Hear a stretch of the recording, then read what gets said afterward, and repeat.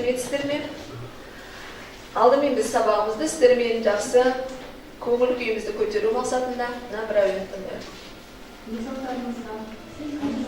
Осы жартасты аралдағы маяк болып сезінеміз.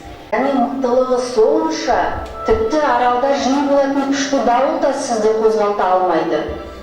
Сіз жоғарғы қабаттағы терезеден күндіз-түні күшті жарық шоғырын жіберіп, ауа райының құбылуына қарамастан кемелер үшін бағдаршы қызметін атқарасыз. Сіз өзіңізде мұхит бетінде қалыптап жүріп, сіздің жарық сәулеңіздің бір қалыптылығын сақтап тұратын, теңіз жүзушілерін батып кетуден сақтайтын, жағадағы адамдар үшін қауіпсіздік символы болып табылатын энергетикалық қуатыңыз бар екенін үнемі есте сақтаңыз. Енді өзіңіздің бойыңыздан ішкі жарық көзін түйсінуге тырысыңыз. Бұл жарық ешқашанда сөнбейді.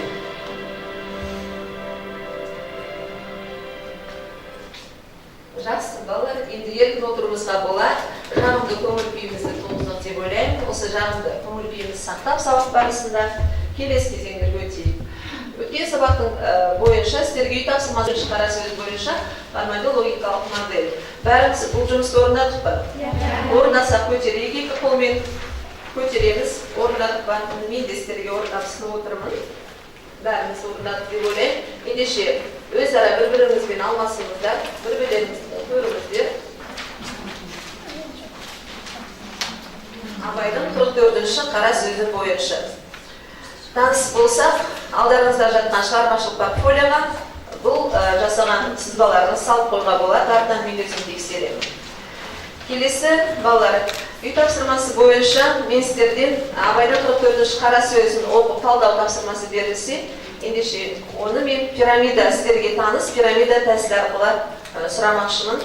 Пирамида тәсілінің шарты бойынша алдымен қара сөз бойынша әр топ бір сөз айтады, екінші сөз тіркесі, үшінші сөйлем, төртінші сол қара сөзден бір абзац айтады. Бәрекелді. Бәрекелді, ісің оңға бассын. Жақсыға да бәрекелді, жаманға да бәрекелді. Бәрекелдіні кері қылмайтын адам болмайды. Талаптыға да, талапсызға да, жақсыға да, жаманға да бәрекелді. Әрнешік орынсыз да орынды да бәрекелді деушіні көңіл іздеп тұрады. Рахмет, жақсы ойларыңыз түсінікті. Үшінші топ. Білім. Білімді ойсар. Білімді адам көкірегі ояу адам.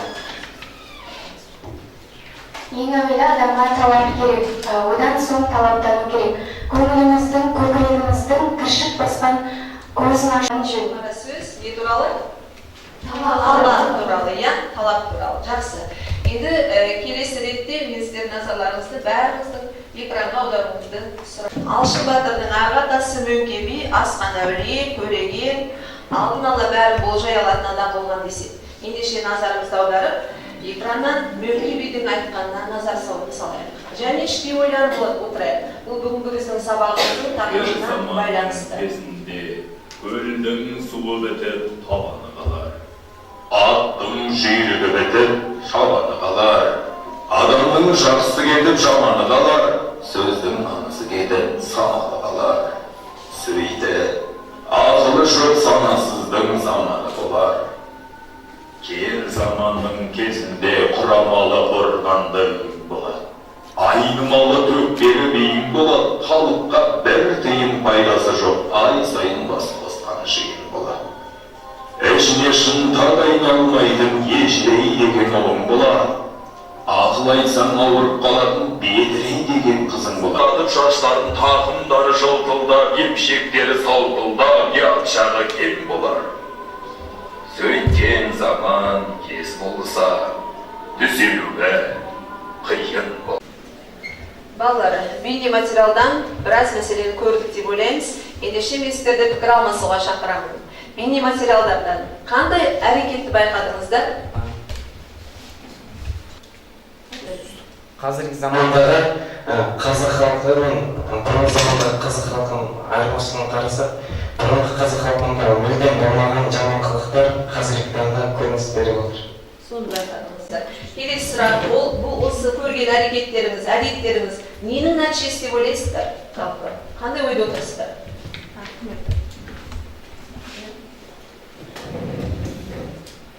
Тәрбиесіздіктің, осы заманның азудың және қоғамның бұзылуынан және де басқа елдерде Солай емес пе? Ендеше шынымен де сіздерді өтпас тапты деп ойлаймын. Бұл көрініс Мөңке бидің сол кездегі айтқан данышпандығы бүгінгі қоғамда белең алып отыр. Бұл жерден біз еліктеушілікті анық байқаймыз. Ендеше балалар, бүгінгі біздің сабағымыздың тақырыбы еліктіргіш нәрселерден қалай сақтану керек деп аталады. Дәптерімізді ашып, тақырыпты жазып қояйық. Сабағымыздың дәйек сөзі ретінде Мұзафар Әлімбаевтың есінегенге де еліктейтіндер табылады деген сөзін де дәптерге жазып отырайық. Бұл сөздің жалпы мағынасы неде жатыр? Адам болғаннан кейін әр нәрсеге қызығумен өтеді. Әр нәрсеге қажеттігі басым болады. Осы уақытта оның ішкі әлемде өзара бір дүмпу басталады. Қалай етсіздер? Сөйтіп, егер оның бойында білімі мен тәрбиесі болмайтын болса, саналы көзқарасы, өздеріңіз бағана Абай Құнанбаев айтқандай көкірек көзі ояу болмайтын болса, ендеше оның жүрегі бос, қалып кейпіне енуі мүмкін. Осы бос кеңістікті ол әр нәрсемен толықтырғысы келеді. Егер оның бойында көкірек көзі ашық болмаса, ол бос кеңістікті түрлі өзі еліктіретін әртүрлі қажет емес заттармен толықтыруы әбден мүмкін.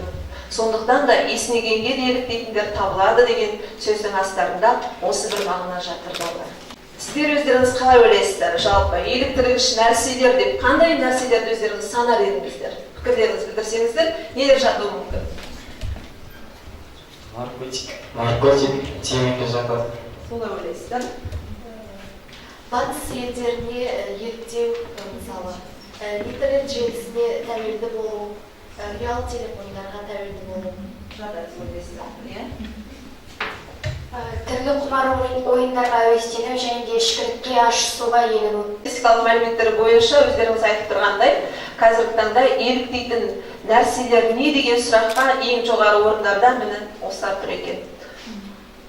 Жалпы еліктеу деген сөз латын тілінен аударғанда мінез құлықты көшіру деген ұғымды білдіреді екен. Осыған байланысты қазір мен мынандай бір сауалдарға жауап беріп көрсек. Бұл заттардың қай түрінің сізге тікелей қатысы бар? Экранда көрсетіп тұрған заттардың. Қалай ойлайсыздар? Әлеуметтік желіге тәуелділік. Әлеуметтік желіге тәуелділік тағы? Айта бер. Теледидар көруге құмарлық. Батыс елдеріне еліктеу де бар. Компьютер ойын. Бұның ішінде шапоголизм де бар. Интернетке тәуелді. Мен достарымның көбі қазір қыздар Корей еліндегі қыздарды ұқсатып, шаштарын қиып, бояну еліктеу сондай пайда болды. Сол трендке айналды. Жақсы, ендеше көбінесе интернетке тәуелділікті өздеріңізден мойындап отырсыздар, әрине бар, жоқ емес. Қалай ойлайсыз? Адамның қиыншылықтары шешетін ерекшеліктер бола ма? Оған не жатуы мүмкін? Адамның қиыншылықты, осының бәрі біз үшін қиыншылық. Қалай ойлайсыздар? Мақсат қоя білу, сол мақсатқа жету үшін талаптану. Солай болу керек. Жақсы, сіздер қалай ойлайсыздар? Мысалға, уақытын тиімді пайдаланып, бір хобби тауып, сонымен айналысу керек. Жақсы, еліктіретін нәрсеге қарсы тұруға болады. Ол үшін адамның ерік жігері мықты болу. Сіздерге порнографиялық көріністері бар, немесе азғындыққа, көп ішімдік ішуге, бақсы балгерлікке еліктіретін кино көргенде ар-ұжданың үн қата ма? Неден үн қатуы мүмкін? Назалаймыздар, ұлдар не? Бір адам көретін болса, оны халық та көреді. Соның арасында кішкентай балалар да болады. Соған жанымыз. Иә? Барлық халық көреді оны мысалы. Олар қандай тәрбие алатынды да осы біз мазалай, майындатады. Сосын бәріміз бір қазақ болғаннан кейін ол адамдарға тиген сөз бізге де тиеді сол сөздер. Арларыңыз мазалаған өте тамаша, ол жүректеріңіздің ояу екенін білдіреді. Ендеше қоғамның бұл мәселесінен шет қалмайық. Арыңыз әрқашан мазалап жүрсін балалар. Енді назарыңыз экранға аударайық. Мына көрініп тұр ма сөздері? Сұрақ, мына сөз тіркестердің қайсысы мысалы маған жігітсің бе деген таныс өйткені бірден кейін істей алмай жатса не жігіт емессің ба қызсың ба деген сияқты мысалы. Жалпы бұл сөздердің бәрі сіздерге таныс деп мен ойлаймын. Қалай ойлайсыздар, иә? Таныс. Ендеше бұның бәрі балалар бір сөзбен айтқанда еліктіру. Еліктіру сөздері деп айтсақ қателеспейміз бе? Ендеше күнделікті әрекетімізде бізде басқа түрлі зиянды болсын, зиянды емес болмасын, бір нәрсеге еліктіру процесінде қатар жүріп жатады. Оны біз тіпті байқамай да қалады екенбіз балалар. Келесі мындай сұрақ. Адам өзіне зиянды екенін біле тұра, ондай нәрсеге неге еліктейді? Мысалы, сіздер еліктедік деп отырсыздар, иә? Неге? Менің ойымша, ол көп жағдайда бір адам екінші адамға ерегескен кезде немесе намысына тиген кезде болады. Солай деп ойлаймыз, иә? Жақсы, иә? Шарасыздықтан еліктеуі мүмкін, мысалы, оған ақша қажет болып, қатты қиналып кеткен кезде ол өзі де білмей қалады. Қарағанда, жалпы бейсаналы мотивтерге психолог Зигмунд Фрейд былай деп жауап береді. Ол елігу дейді, соның бірі дейді. Елігудің теориялық негізін қалағанда Зигмунд Фрейд болатын. Ол кісі айтады, жеке тұлғаның өз қажеттілігі мен қызығуын қанағаттандыруға бағытталған инстинкті тілегін елігу деп айтады. Елігу сонда қажеттілік пен қызығудың бейсаналы нәтижесі деген қорытынды жасайды. Бұны да ойларыңызға түйіп жүрсеңіздер деген келеді. Енді адам түрлі сыртқы ортадағы еліктіргіш нәрселердің әсерінен әртүрлі психологиялық жағдайға түсуі мүмкін. Сөйтіп оны салысуға кетеді. Жолы болмауы да мүмкін. Бұндай жағдайлар өмірде кездесе ме? Кездеседі. Ендеше осы тұрғыдан осындай жағдай болып қалған жағдайда біз бір-бірімізге жігерлендіріп отыруымыз керек, қайраттандырып отыруымыз керек екен. Ендеше мен сіздерге назарларыңызға Мұхтар Шахановтың жігерлендіру деген аудио материалын тыңдауға шақырамын.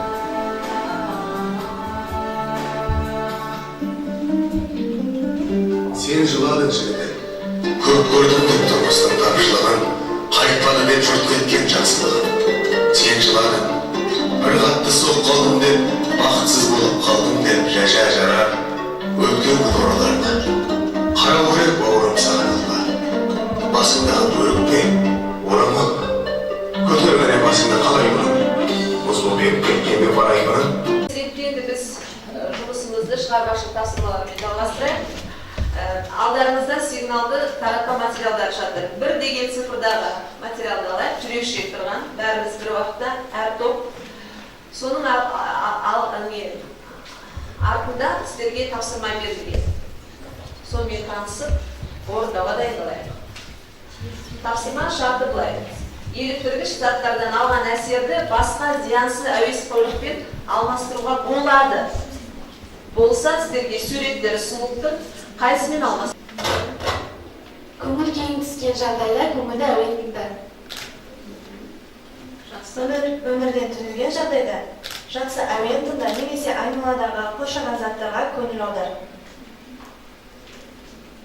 Егер де қиындыққа тап болған сәттерде ең бірінші кезекте қасыңнан табылатын ол әрине сенің дос-жарандарың. Сондықтан көп уақытыңды достарыңмен өткізуге тырыс.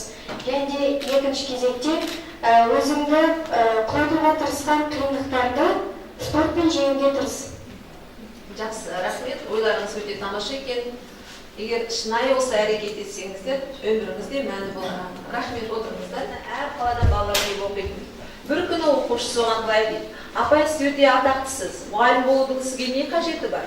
Байлық жинап, балаңыз өмір сүргеніңіз әлдеқайда жақсы емес пе деп сұрайды. Менің өмір сүруіме қажет. Біз бұл өмірге құрғыл келеміз. Өмір жағдайында әр нәрсеге еліктеп, қызығып, әуестеніп, дүние жинаймыз. Кетерде өмір бойы жинағанымызды тастап кетеміз. Сол байлығымыздың барлығын жол соңында тастап кеткенімізді біле тұра, көрсеңізарлықпен, еліктеушілікпен жинай бергенімізде не пайда? Ауыр жүк арқалағаннан гөрі жеңіл өмір сүрген жақсы емес пе деп жауап беріпті ұстаздар. Осы әңгімеден қандай ой түйдіңіздер? Өздеріңізге болашақ ұстаз ретінде қандай өмірлік сабақ алдыңыздар? Өмір бойы дүние жинағаннан пайда жоқ. Егер де сол еңбек етіп жинаған дүние өзіңнің өміріне өз пайдасын тигізбесе. Аз бола тұра сіздер осы ойды көңілдеріңізге сақтайды деген ойдамыз. Енді келесіздерге алдарыңызда 2 деген нөмірлі тапсырма жатыр. Бұл тапсырманың шарты, тапсырма жалпы дәлелдеңіз деп аталады. Еліктіргіш нәрселер адамға қандай зиянды әдеттер мен мінез құлықты қалыптастыру. Дайын болғандар белгісін береді, қол көтеріп. Үш топтан бар. Музыка және тренд бұлардың бәрі де адамның ойында елігушілік, құмарлық, тәуелділік секілді зиянды әдеттерді туғызады. Екіншісі, құмар ойындары адамдар өтірік айту, алдау және ашушаңдық сияқты мінездерді қалыптастырады. Енді қазір сіздердің назарларыңызға Абай Құнанбаевтың 15-ші қара сөзі. Үшінші, әрбір нәрсеге қызықпақ. Ол өзі бойға құмарлық пайда қылатын нәрсеге. Әрбір құмарлық өзіне бір түрлі дерт болады екен, әрбір құмар болған нәрсеге жеткенде, яки әдеміне шеге жетпес болып жүргенде, бір түрлі мастық пайда болады екен. Егерде естік сенің қатарында болғың келсе, күнінде бір мәртебе, болмаса жұмасында бір, ең болмаса айында бір, өзіңнен өзің есеп ал. Сол алдыңғы есеп алғаннан бері өміріңді қалай өткіздің екен? Не білімге, не ақиретке, не дүниеге жарамды күнінде өзің өкінбестей қылықпен өткізіпсің? Жоқ болмаса, не қылып өткізгеніңді өзің де білмей қалыпсың.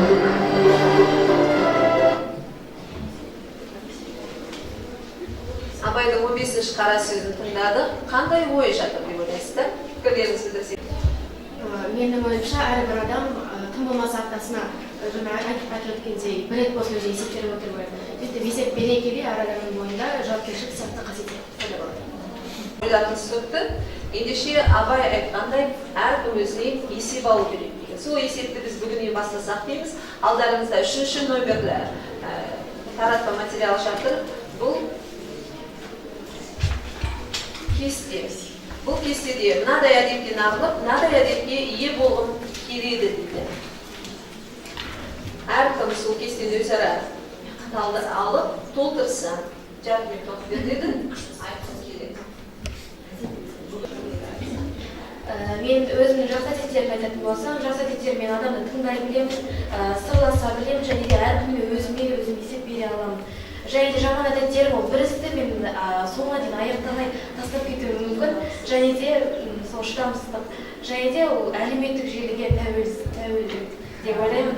Ал маған қажетті әдеттер осы жаман әдеттерімді кері жақсы әдетке айналдырғым келеді. Қана сол болмаса өзім оңай болсам да.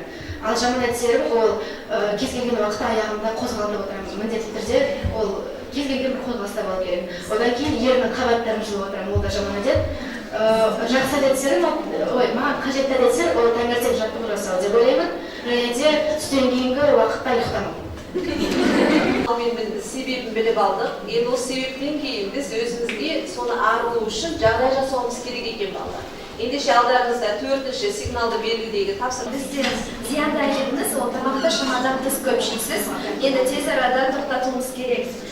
Мен ойымша ол біріншіден әрине колледжден шыққан соң дүкенде соғып кетпеу, және де өзіні қадағалап отыру. Егер қадағалай алмасаң, онда қасында адам болу керек, сені айтып отыратын көп жеме деп мысалы. Маған сондай адам керек. Сондай ой түйістер, жақсы. Екінші топ. Зиянды әдетіңіз ұялы телефонға деген тәуелділігіңіз. Тез арада тоқтатуымыз керек. Ол үшін өзіңізге жағдай жасаңыз деп. Егер мен ұялы телефонға көп зер салмау үшін өзімнің ұялы телефонымның қуатын бітіріп, оны қуаттамаған. Бұл жерде түйетін ойларыңыз әр нәрседе зиянды әдеттен арылу үшін жағдай жасай білуіңіз қажет екен болды. Жақсы. Сонымен бүгінгі тақырып бойынша мынандай бір ой түйін бір жасап алсақ, еліктіргіш нәрселерден қалай сақтануға болады? Сіздерге міне сызбалық үлгісі көрініп тұр. Осы сызбадан нені байқадыңыздар? Кім неге тұжырым жасайды дейді? Тұжырым бастасын, ақшырын айтам ғой.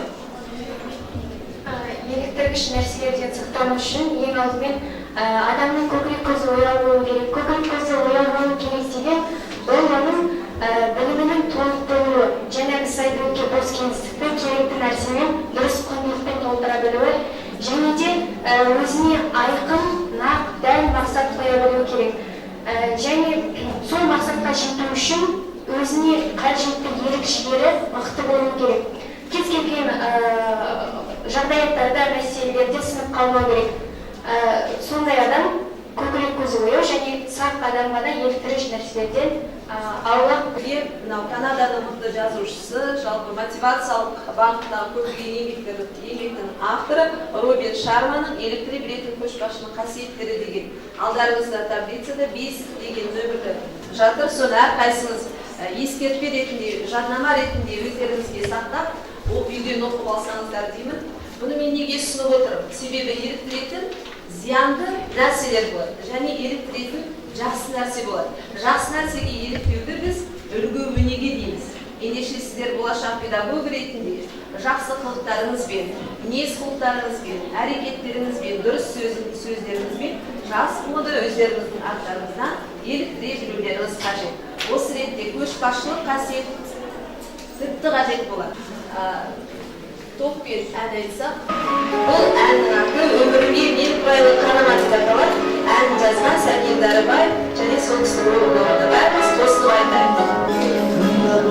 Мен айтайын өтірік, дүниеден кетті қайда өтірік. Өмірге мен туралы қарама, зар бетіңмен тұрсаң дағы көкірек. Әр күн сайын тек сен үшін айтатан, сені шапар кейін сені жақыптан. Өмірге мен туралы қарама, шақшабасың айналса да бақыттан. Бақыттысыңды қонған кезде бар. Жақсы, бұдан кейін шынымен балалар өміріңізге немқұрайлы қарамайды. Үй тапсырмасын алдарыңызда көрсетілген сіздерге жаман әдеттен аулақ болу үшін деген бағытта мектеп оқушыларына арналған шағын брошюра жасасаңыздар. Және Әбу-Насыр Әл-Фарабидің «Бақыт жолын сілтеу» трактатының үзіндісімен таныстырыңыздар деген келеді. Еліктіргіш нәрселерден сақ болайық. Сондықтан да ең қиыны адам болу деген мамандық. Сол мамандықты дұрыс меңгерейік деген келеді. Және сабағымыздың соңында мынандай аяқталмаған сөздер рефлексиясын ұсынамын. Бүгінгі сабақтан алған әсерлері, ойларың мен бөліссеңіздер екен. Менің ендігі қадамым, менің бүгінгі өткен тақырыбымды қазір біз іс тәжірибе жұмысында жүрміз, балаларға сабақ беріп тәрбие сағатынан.